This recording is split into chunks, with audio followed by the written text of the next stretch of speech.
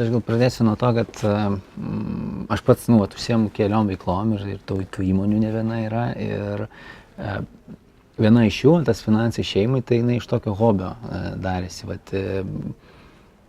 Po kažkurio laiko, žinai, universitete, po universiteto atėjo tas suvokimas, kad pinigus uždirbti kaip ir išmokė, bet jų išleisti tai nelabai, žinai. Ir tada atsirado tas noras, pačiam išmokti tą pinigų organizavimą, tiek šeimoje, tiek asmeniškai, ten pradedant nuo paprastų kažkokių strategijų pinigų panaudojimo, baigiant ten investavimo visokiausiais dalykais. Ir po to labai natūraliai tas iš hobio perėjo į tokį, verslą, į tą konsultavimą, amatą ir po to kitų žmonių subūrimą, kad jie tą patį darytų. Tai aš taip pasakyčiau, tavo sėkmės istorija yra iš to, kad tiek universitete, tiek pačiam universitete kažkur tais, bet ir šalia studijuojant atsiranda tas suvokimas, kad kaip čia tu gali būti ne tik tas vartotojas, bet tas kūrėjas. Ir čia, man atrodo, ir ta apskritai misija yra aukštojo mokslo atrasti tą galimybę savo ir tą būdą kurti vertę. Ir ta kūrimas vertės tai gali būti labai įvairus. Vienas ten gamins kažkokius daiktus, kitas projektuos, kitas statys, trečias kurs kažkokį tais kūrinį, tiek materialų, tiek mentalinį kažkokį kūrinį, kuris po to kitiems žmonėms suteikia kažkokią papildomą vertę. Dar universitete aš taip savo buvau pasakęs, kad samdomų darbų aš nenorėčiau dirbti. Ir iš esmės, aš aišku dirbu samdomų darbų tiek universitete, jau studijuodamas ten vasarom padirbėdavau, dar mokyklų irgi vasarom padirbėdavau. Ir po to po universiteto mano pirmasis žingsnis buvo tai ne darbo ten CV pasirašyti ar ten darbo skelbimų žiūrėti, bet įmonę įkurti. Bet jeigu taip reikėtų atsakyti, 3 pagrindiniai dalykai, ką universitetas davė, tai mano galva tai būtų pagrindinis toks, kad nebijot daryti savaip. Nebijot daryti savaip.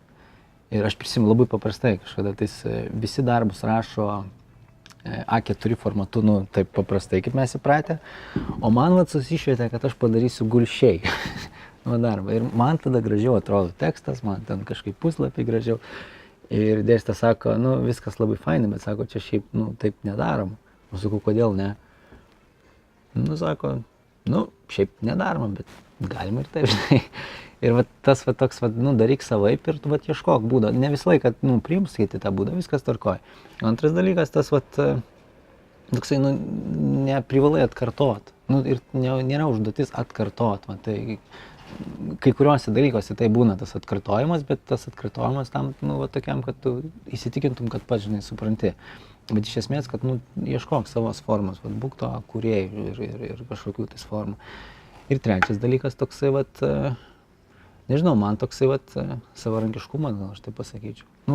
Daug kur, bent jau mano studijose buvo, daug kur tu gali pats pasirinkti, kaip tu darysi.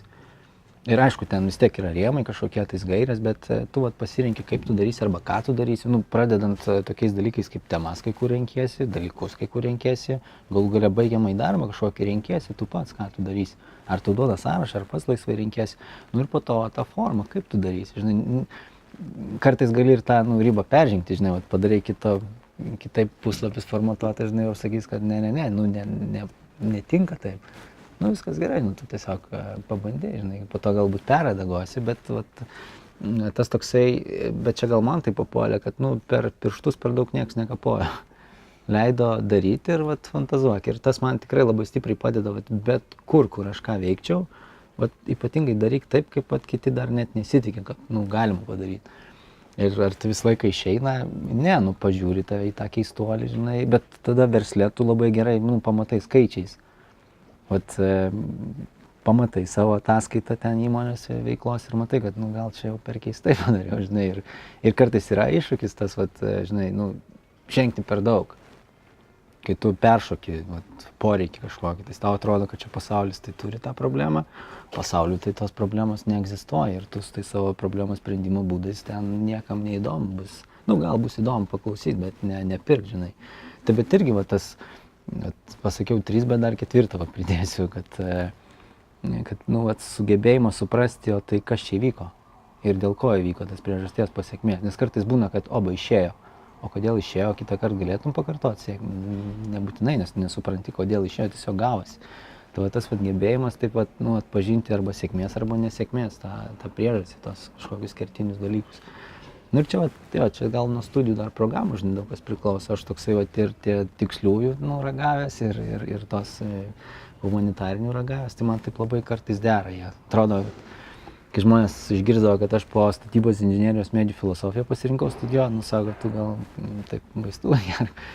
O man kažkaip atrodė, kad čia dera, tai jeigu vieną, tai ir kitą tada pratęsi, pastudijuoji. Aišku, nebūtinai visiems šitas, bet aš taip ir savo užduodu klausimą, bet kviečiu ir visus taip savo uždavinėti klausimą, aš esu kūrėjas ar esu tik vartotojas.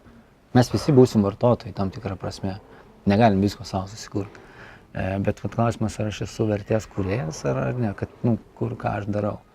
Ir jeigu atsakymas ne, tai tada reikėtų jau taip pagalvoti, kaip aš galiu tą vertės. Ir čia nebūtinai, čia ne tik apie darbą, apie verslą, čia apskritai šeimoje, pavyzdžiui, esu kūrėjas ar tik vartotojas. Aišku, kad būsiu vartotojas vieną, bet ar esu kažkur tais kūrėjas. Tai tiesiog tą klausimą tokį nuolat savo. Ir čia toks pamatinis apskritai visuomenės ir civilizacijos vystymosi pagrindas, o tas klausimas. Kartais jisai iš skausmo ateina, kad nėra ir tu susikuri ten įrankį kažkokį, ten kirvį, plaktuką ar dar kažką. O kartais ateina iš to tokio noro, tikėjimo kažkokio, nežinau, sapno, beleko, tiesiog padarysiu taip. Tai pusė dalykų šiukšlių dėžę galima bus padėti taip, su pagarba jiem, o iš kitos pusės žiūrėk, išeis kažkas tokio apčiuopiamo, dar iš mažesnės dalies išeis kažkas tokio, kas padės visiems augti, tavo verslui, visuomeniai, šaliai, šeimai, bet ką.